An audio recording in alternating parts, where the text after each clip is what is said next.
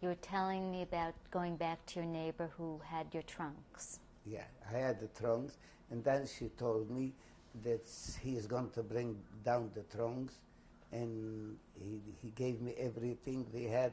Matter of fact, I had my own 5 suits which I found which were put in there, and I have some overcoats and all linen, a lot of linen. Those linen what you see here, part of them they were there too. Matter of fact, we have 2 furs what we used to make for the winter, which Libby made after this. He made herself a cape or so. We had brand new. So he gave me, and of course I paid him plenty back for this. And then I started the sawmill. There was no parts, only the big machines were. I had to buy knives and so which was, and I had to go to get belts for the machinery. So it took me about, and belts you couldn't get after the war because this was all leather. So I had to go direct to Bucharest to get the ministerium. They should give me a factory. So finally I got from the Dermata, I got the belts. We got, and it was a big thing then. After the war, I got from the ministerium, I got 500 kilograms of belts for the song. And I started working. At that time, they made a railroad there, a new railroad to connect the part of Nassau with Visholdesus. And we started work there. So I sold lumber for the railroad. In the meantime, they told me I have to cut lumber for the railroad. It was not yet communism, but it was already communism. So I cut. I had to work for them, to cut for them the lumber. And what happened? They paid me so much for a cubic meter, and by each cubic meter, I had to change my dollars what I have to buy. You see, I had to feed. Everything was rationed. So I had to give them what I eat, and it cost me. I had each cubic meter what I made for the railroad, I lost $1, and $1 was a lot of money there. So finally, I got upset. I says, for the manager, I can't do it. I have to cut my own lumber. So he said it's a sabotage, and I was afraid. So what I did, I gave him the sawmill. For nothing. And I got to be unemployed by the railroad as manager. And we made it, he was going to pay me, let's say, like a week, like here, $200, just for instance.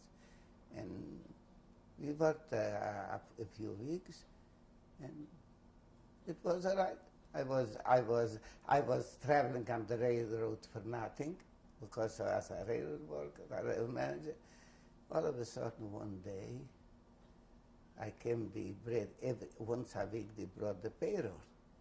And I say that I make less money than a laborer. So I asked him, what's this? He says, look here, it costs me more money now to cut the lumber than why you cut it for me. I can take off the difference from the workers. I have to take it out for you. So I got, let's say, 10% for what my salary is. And this was one thing.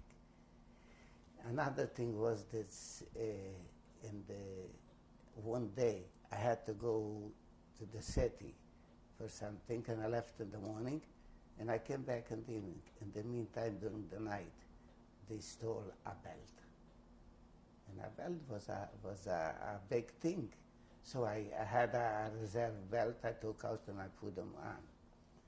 The manager, he was a turncoat. He was a Hitlerist, and then a turncoat, he got to be a communist. He was a very big anti-Semite. The other engineers, there was another engineer, his assistant. He was a very nice Romanian guy. With him, I was a good friend. Matter of fact, I got him a place where to live by the summer because we had there a lot of housing too. One morning, I go out with him. He every morning used to go and he gave me the order whatever they need for the railroad car. So he speaks and says, he tells me, they say that you stole the belt. He says, so you keep me for such a fool? I said, they steal the old one and give you a new one? Because leather was a very leather for soul was a very big thing after the war. And while we were talking, and he told me, I heard you go to America. He told me this. I heard it. I haven't even dreamt about it. I haven't dreamt about it. In the meantime, I got a little upset. I mean, so I told him, look here, you see all those woods belong to my parents, and the sawmill and everything. And they took it away from us, and I didn't have not even my clothes. And now I'm back here, and I wouldn't be surprised that someday they will tell me, but we knew already what's going on. Someday they will tell me this is not yours and you don't even have the right to get here. And already I was upset about the salary, what I said. And I started going home to our house, and there I found a telegram from a relative of mine that I should come down to Oradea.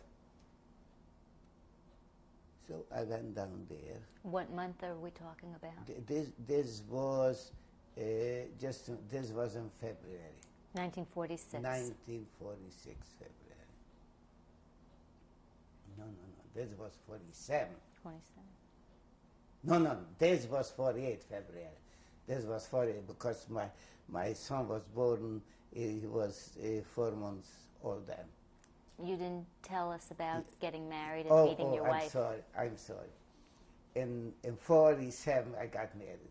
This I didn't say. In 47, I got married, and I got married just before I started working with the sawmill. It took me so long till I got married to Libby. And where did you meet Libby? Libby I knew from before the war. You see, I used to, when my parents used to go in the summer for vacation, I used to eat by them. They had a hotel and a restaurant. And not only this, I used to sleep there too in the hotel. What happened in the summertime, if the woods were burning, then they used to go to the houses and to pick up the man. They take him out.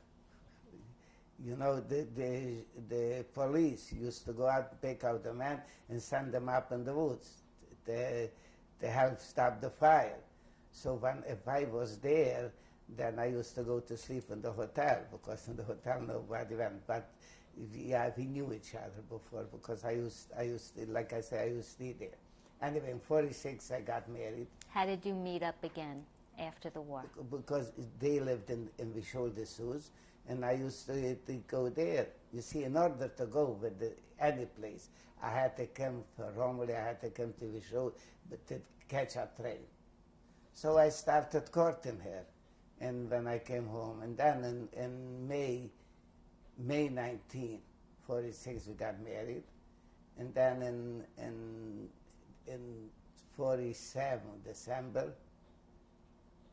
No, October 19 was born, Harry, our oldest son, was born then.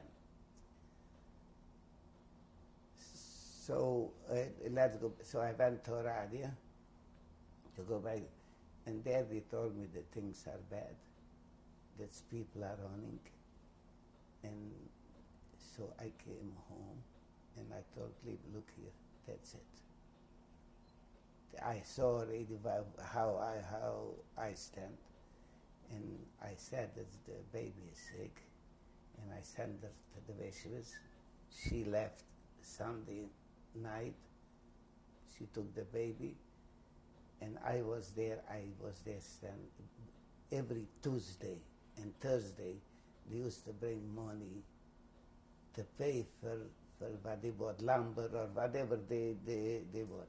And I had come from them a lot of money, which I sold them my own lumber, besides what I was on the sawmill. But I had my own lumber, but it was for acre. And told her I'm going to come. Tuesday morning, the money didn't come. No money. So he tells me he's going to come Thursday. There was no telephone. I had no way to communicate. So I thought to myself, what happened if Thursday the money isn't going to come either? So I said, the heck with it. You see, sometimes you have a feeling. So I went anyway, because I knew she is in the Veshwas and she was supposed to go to Satomari, and we're going to get lost. So I left without the money. And then we went together. We met in Satomari, and there we arranged, and we went, the next Sunday we went over the border, with a peasant took us over, and we went to Hungary. What happened? And every day I came to Budapest. Like I said, I had here an uncle in Budapest, and I used to buy Romanian papers to see what's going on. A week later, no more Romanian papers. There didn't come from Romania, no papers.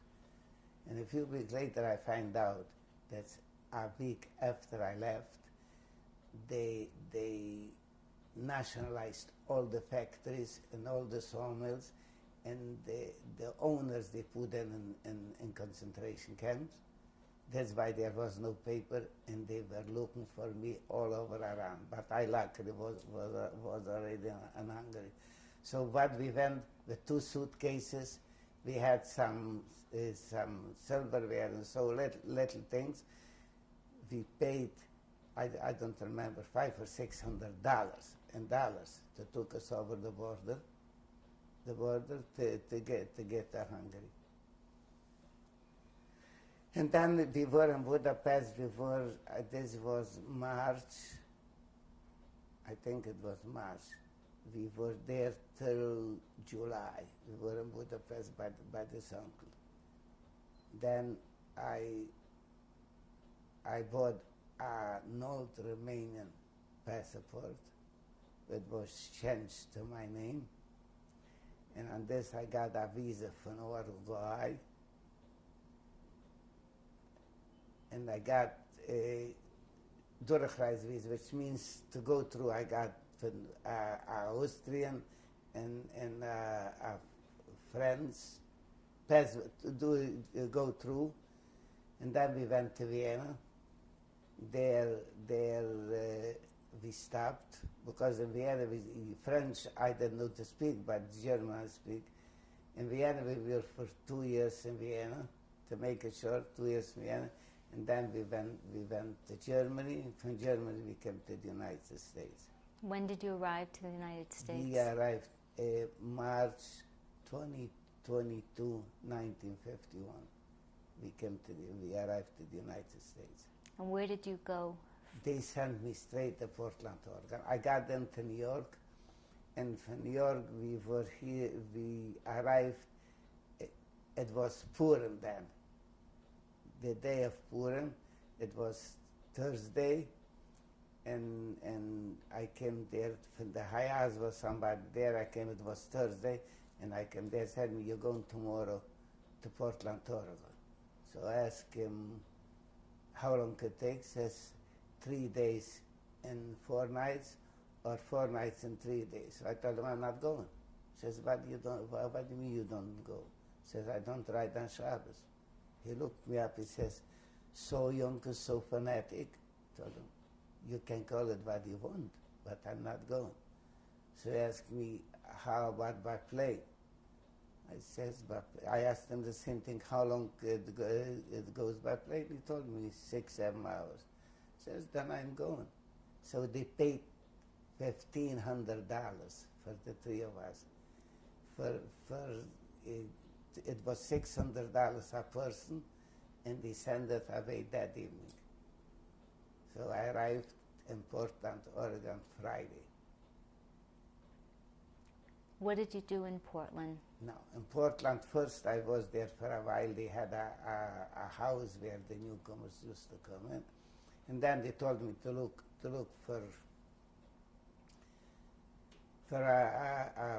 to rent some place, which I find, and then I started working in mobile lift. This was they made those lift trucks. I worked there for 7 weeks, and then my back started hurting. I couldn't walk and I couldn't move, so I went to the hospital. And there they find out. First they thought it's the kidneys, but then they took X-rays and they find out it's my back. And they put me in weights. They put weights. I don't remember, 4 weeks or so in the hospital, and then I came out, and I got a belt to put on, to push in this side came out, to push it in. After a few weeks, it pushed it in, but the other side came out. So it was for a whole year I couldn't work. Then finally I got like a saddle, a steel brace I got. And with this I started, then I couldn't get a job. So what happened, I find a guy, a Romanian, he was a peddler. He used to go around buying old batteries and steel and metals and so on. So I started working with him for a while. And about a year after I got here, I was in the United States. I decided I already spoke a little bit English. I bought myself a truck, and I started peddling. And slowly till I started already I bought the scrap from factories. They used to call me the stainless steel king. I have all the stainless steel shops I bought, and the aluminum, the trailers used to make the aluminum houses, the trailer houses. So I worked with this, and then I got some investment which I made, and by 1976 the doctor told me that I better start working because of my back. So then I went on disability, and then we moved to New York, and then I retired. Okay. What I would like to ask you now is, did you think you were going to survive? No. I tell you something, when I came here, I was I found myself, I had a child, Libby was pregnant with our daughter, and here I couldn't work. But thank God, you see, but after I started working, so it was a very hard life because of the children. You see, my oldest son, he was 8 years old when I sent him away to Seattle, because I saw if he stays in Portland, he will not be to survive as a Jew. I mean, he had no opportunity worth to learn. So he was 5 years in Seattle in the school, and then I sent him to New York. But after he had his bar mitzvah, and the people saw how it looks, how a boy looks, which was raised in a day school. Finally, I had some of my friends, and we started a day school in Portland, Oregon. We started with 6 or 7 children, and we started 3, 4, 3rd, and 4th, and 5th grade. And then we went up, and down, till we had the full 8th grades. So the rest of the children, the other 3 children, got already their Jewish education in Portland, Oregon. Of course, for high school, I had to send them away. And I had to make myself a synagogue too, because there was there was Reform and Conservative, but Orthodox synagogue was mixed eating. There was an old synagogue, which I used to go, and then I fixed it up. I put an air conditioner and a new furnace and everything. I put in a new kitchen, and we bought special dishes. With one word, whatever I had to do it for myself. The only way to have it is to do it. And we worked very hard, Libby, myself, with the school and with the synagogue, in order to be able to live there. We lived there till 1976. In 1976, when I sold the house and I sold the business, the only thing was my investments, which are still there, in Oregon and Washington, and we moved to Brooklyn. In 1982, we bought here this condominium. Okay. Now that is 50 years after the war, do you have any messages that you'd like to share with us, with your children and grandchildren, about the future? First of all, America is a very good country, but people have to know it's good if somebody wants to work and to do it for himself. He has the opportunity, but you have to work for it. Just like God told to Jacob, I will bless you, but whatever you will do, what you have to do. There are some people, they want to get everything, somebody else should do it for them. This doesn't happen, even in the golden country of America. Now for my children, and for the grandchildren, I want to leave a message that it's very important to be and to keep the Jewish religion. And the main thing, they should be nice to each other and keep together and always work for the klal, which means to help out other people. And this you get a big satisfaction. And you want to say something? Okay, thank you very much for this opportunity, and I hope to see the film. Thank you for sharing your testimony with us today. My pleasure. It's a little hard, and I forgot already a lot of things, but so how long could it take?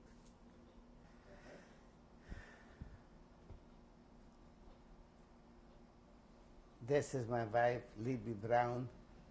We both are born in the same place, and we showed the shoes. We got married May 19, 1946 in Oradea.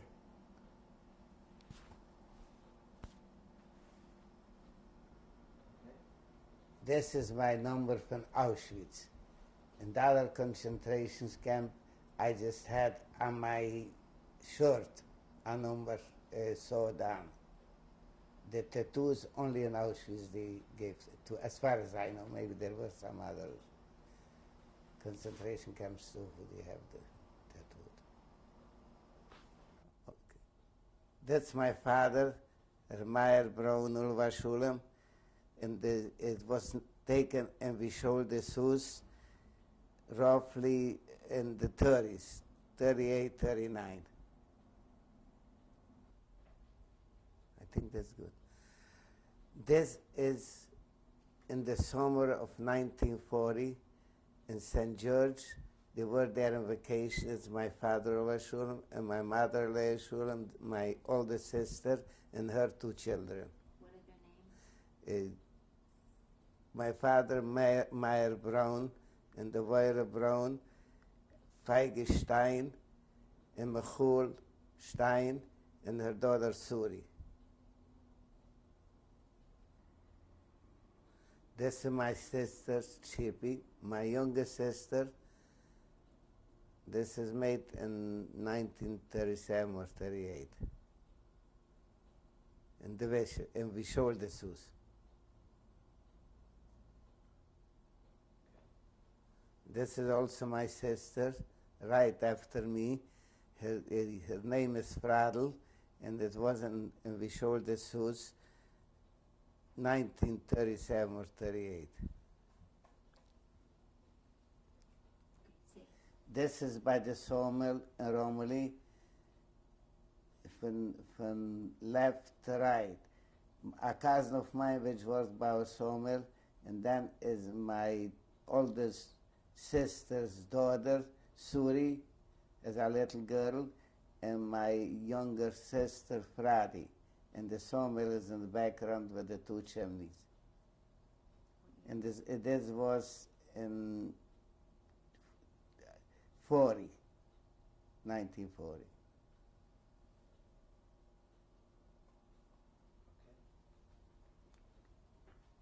This is my older brother and my sister-in-law, taken in Siget by their wedding in 1968. Oh, 1948. 38, sorry, 1938. 2, 3.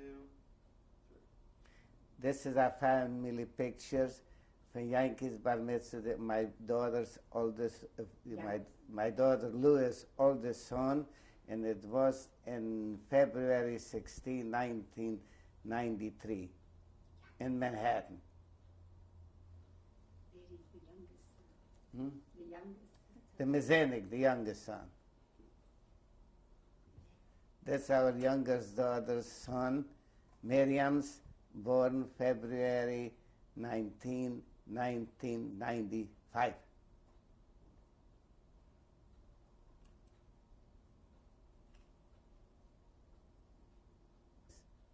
This is made in Israel.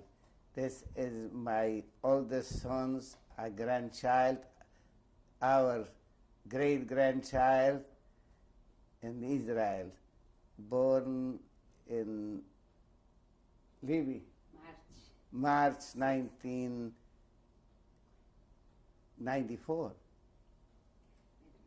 She was born in 94, not in March. She was born in Okay. This is Ahovan Shoshana, two of our great-grandchildren, and they are Harry's sons, Michael's two daughters.